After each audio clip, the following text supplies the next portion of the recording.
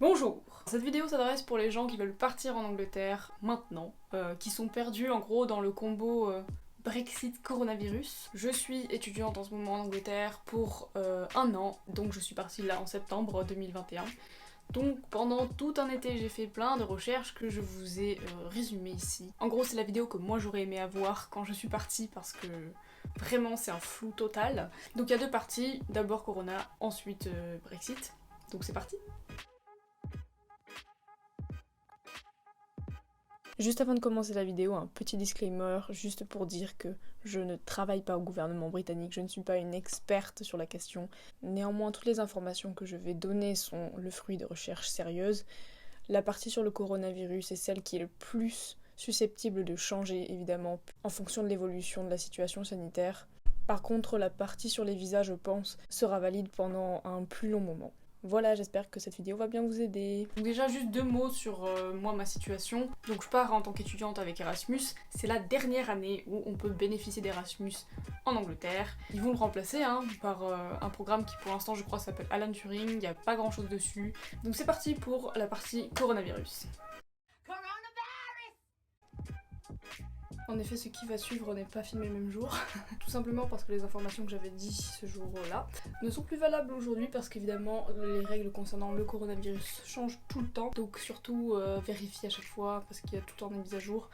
Mais là, dernièrement, en octobre 2021, il y a en gros 3 cas de figure. Déjà avant, il y avait 3 couleurs de pays. Vous aviez votre pays avec une couleur, il y avait rouge, orange et vert. Maintenant, il reste plus que les pays rouges, donc les pays qui sont sur la red list, c'est en gros ceux qui sont le plus craignos au niveau du coronavirus. Donc si vous venez d'un pays rouge, ou si vous êtes passé dans les 10 derniers jours avant votre arrivée en Angleterre dans un pays rouge, vous devez faire un test PCR 3 jours avant de partir en Angleterre. Vous devez réserver une quarantaine de 10 jours pour votre arrivée en Angleterre. Et vous devez réserver 2 tests, donc un que vous ferez à votre 5e jour après votre arrivée en Angleterre, et un que vous ferez le 8e jour après votre arrivée en Angleterre. Donc ça, c'est pour les pays rouges. Ensuite, ils ont réuni les pays qui étaient dans la liste vert et dans la liste orange dans une seule liste du coup, et là, la différence est dans la vaccination. Si vous êtes vacciné, vous devez déjà avoir votre preuve de vaccination évidemment quand vous arrivez à l'aéroport et réserver un test PCR que vous allez faire dans les 2 jours après votre arrivée en Angleterre. Et enfin, si vous n'êtes pas vacciné, vous devrez vous plier aux mêmes conditions que si vous veniez d'un pays rouge. Donc test avant de partir, quarantaine et 2 tests après être arrivé. Donc ce qu'il faut savoir, c'est que quand vous allez arriver à l'aéroport, on va vous demander un formulaire qui est le Passenger Locator Form. C'est un formulaire qui est dans lequel on va vous demander à un moment la référence de réservation de vos tests Covid que vous allez avoir quand vous arrivez en Angleterre. Pour être sûr en gros que vous avez réservé et que vous allez le faire quoi. Pour réserver des tests, il y a sur le site du gouvernement une liste de fournisseurs. C'est extrêmement mal fait, je vais pas vous cacher que c'est de la merde, c'est-à-dire que y a plein de choix différents, avec des prix très différents.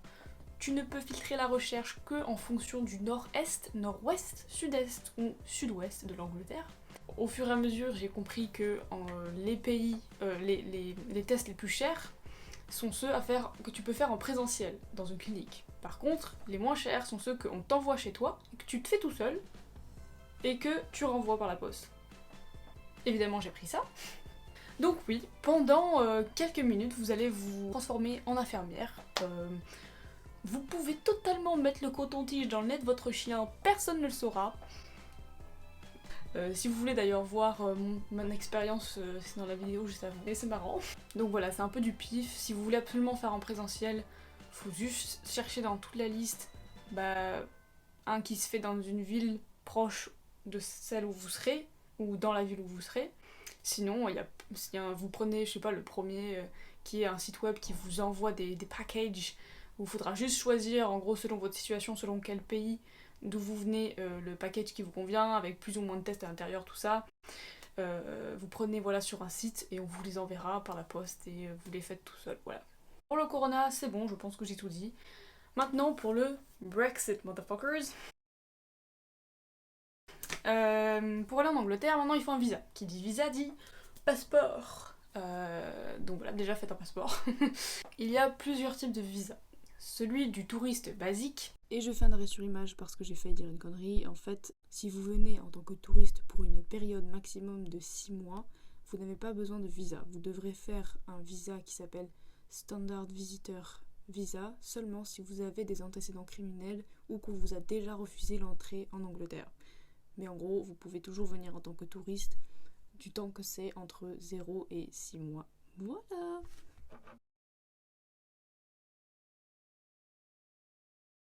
Ensuite, il y a le Short Term Study Visa, entre 6 et 11 mois, qui coûte 186 pounds.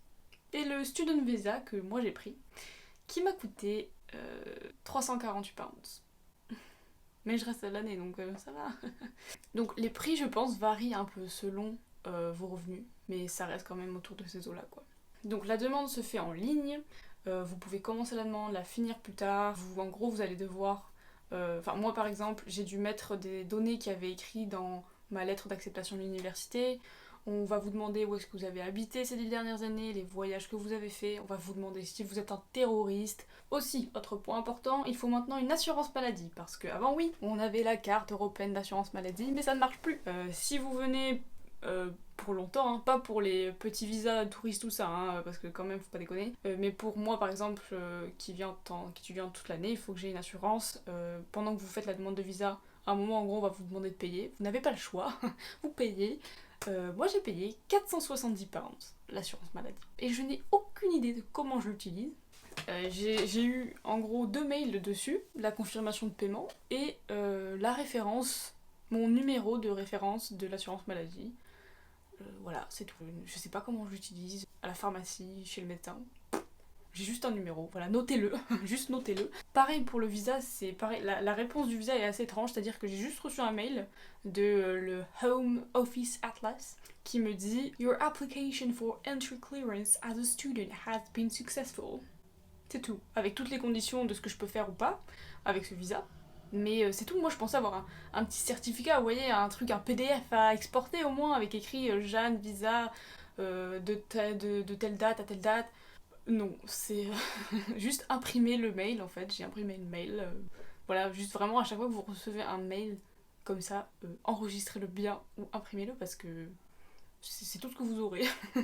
Au niveau du délai de réponse, moi j'ai eu très rapidement, genre au bout de 5 jours, j'ai eu la réponse. Ça dépend évidemment de quand est-ce que vous faites. Moi je l'ai fait début juillet, mais je pense que par exemple en août, il y en a pour qui ça a pris plutôt genre 10-15 jours. Donc voilà, je pense que j'ai tout dit. Tous les liens sont en description vraiment.